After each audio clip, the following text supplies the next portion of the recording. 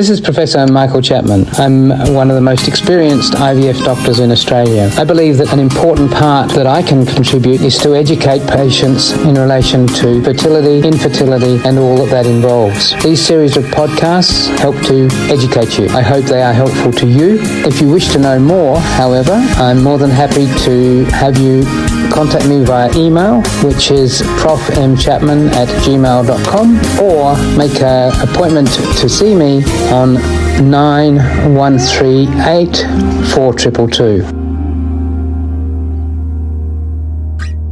Do most people who undergo IVF have to be on bed rest, and does that really help?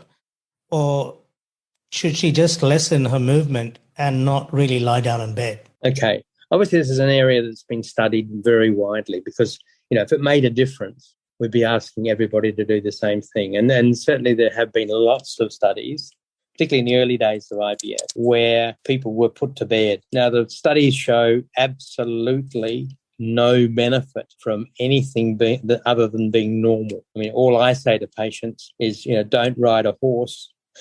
Don't go skiing. Physical exercise where you have the potential for a big hard knock, maybe that might make a difference. But in all other ways, the evidence is very, very clear. Movement makes no difference. And in fact, lying around in bed, thinking about, am I pregnant, am I not, is actually probably a very bad thing. So get on with your life, was my advice. Don't believe that you're going to do any better because you lay down for the 2 weeks after you've had your embryo transfer, or even for the hour after an embryo transfer. I'll tell you a funny story that when I worked in Italy, we went there every 6 weeks or so, and did a group of patients. After about the second round of that I went there, I discovered that the patients that had collected eggs from the day before and had put embryos back 2 days later, and they were still there 3 days later in the hospital.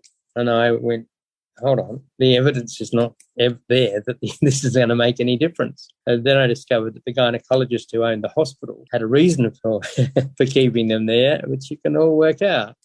He made money from it, but it made no difference. It made the women feel good, but it made him a rich man. What could be the reasons why the endometrium is not receptive when implanting the embryo? Yeah, endometrial receptivity is one of the big question marks, causes of failed implantation. The basic physiology processes that occur in a menstrual cycle that precede implantation are the structural changes in the lining of the womb.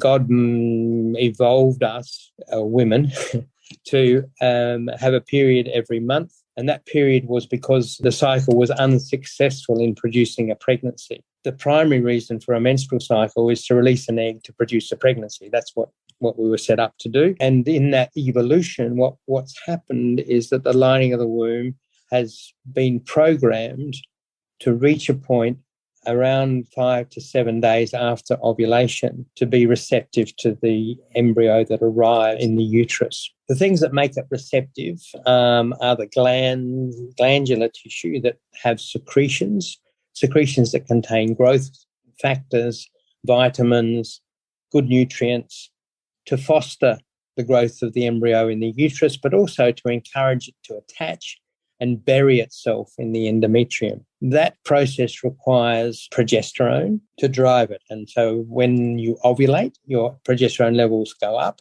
and the role of that progesterone coming from your ovaries is to make those changes happen in the lining of the womb that are appropriate and synchronized to the arrival of your embryo. Is a possibility that if an embryo arrives and the endometrium is out of synchrony, either it's grown too quickly or moves too quickly through its phases of development, or it's going slowly, and the embryo arrives, it's a bit like a seed being put into a dry paddock rather than a fertile wet paddock, where it's been rained on and it has fertilizer on it, then it won't attach. So that's the theory. Now, what people have been trying to prove or trying to establish is, would there be markers that show that asynchrony, that lack of synchrony with the embryo? People have looked at 70 years ago, a histopathologist in America by the name of Noyes described day by day the structural changes that go on. And he showed that in a very tiny percentage of cases, like 1% of women, the structural changes weren't appropriate for the time of the cycle, but a very rare event. And indeed, when he looked at them in the next cycle, that wasn't there. So it's not it doesn't happen every month, at least from a structural point of view. Now, today, and then people looked at hormones 40 years ago, 30 years ago, and then people looked at the products that come from the lining of the womb. In fact, my MD thesis was based around looking at those substances, and it proved nothing. And now today, people are using genetic testing of the samples of the lining of the womb, charging an arm and a leg for it, and claiming that they can identify women who have a problem with the lining being out of sync in terms of the genes that are being switched on and off at the particular moment of supposed receptivity. Just recently, a big randomized controlled trial carried out by one of the makers of this product, genetic testing product, showed no benefit to changing the regime in the next cycle, which is what the concept was going to be. You put the embryo back 1 or 2 days later if it was, out of sync in that direction, or 1 or 2 days earlier if it was out of sync in the other direction. And in fact, it hasn't shown to be of value. So I have to say that even some of my colleagues who worked in the same clinic as that particular clinic have abandoned doing what was called the ERA test altogether. And I certainly have never been convinced by the data, and I think it's now proven it's probably not worth doing. So it may be an issue, but we really don't know how to find it. And provided you've got enough progesterone on board, it's highly unlikely to be a real issue.